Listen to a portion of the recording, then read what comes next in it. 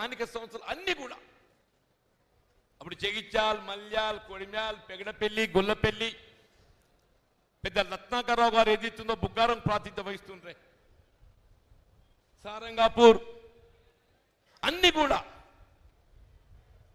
Congress party మరి విజయ కేతాలు ఎగరవేసింది. అంటే అది ఈ ప్రాంతంలో కాంగ్రెస్ పార్టీ ఐక్యతకు బలానికి నేను చిహ్నంగా పేర్కొంటున్నాను. నేను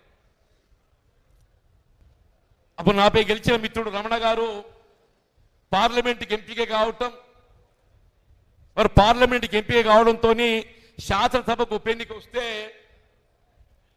నేను శాసనసభ ఉప ఎన్నికల్లో 1,00,000 ఓట్లు పోలైతే 54,000 మెజార్టీతో వీళ్ళ జగిత్యాల ప్రజానీకం కాంగ్రెస్ పార్టీ జెండా ఎగరవేసిందని చెప్పండి. చంద్రబాబు నాయుడు గారు ఏదైతే స్వయంగా వారు ఇక్కడ క్యాంప్ చేసింది 2 దినాలు, ఎంఐఎం మద్దతు తెలిపింది. అంటే I was polled on the day 84,000. అంటే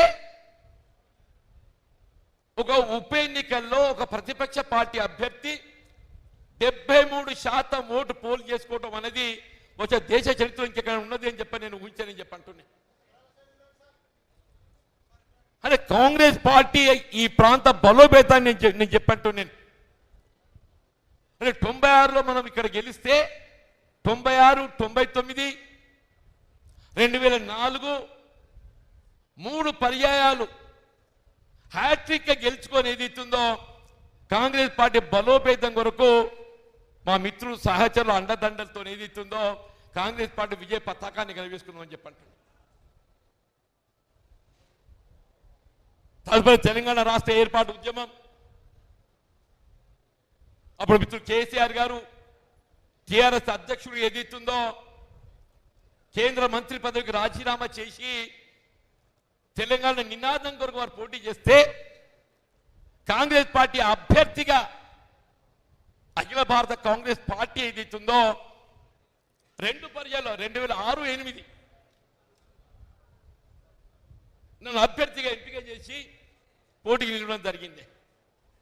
ఇక్కడ గమనించాల్సింది 2006, 2008లో కూడా 2 ఉప ఎన్నికల్లో పార్లమెంట్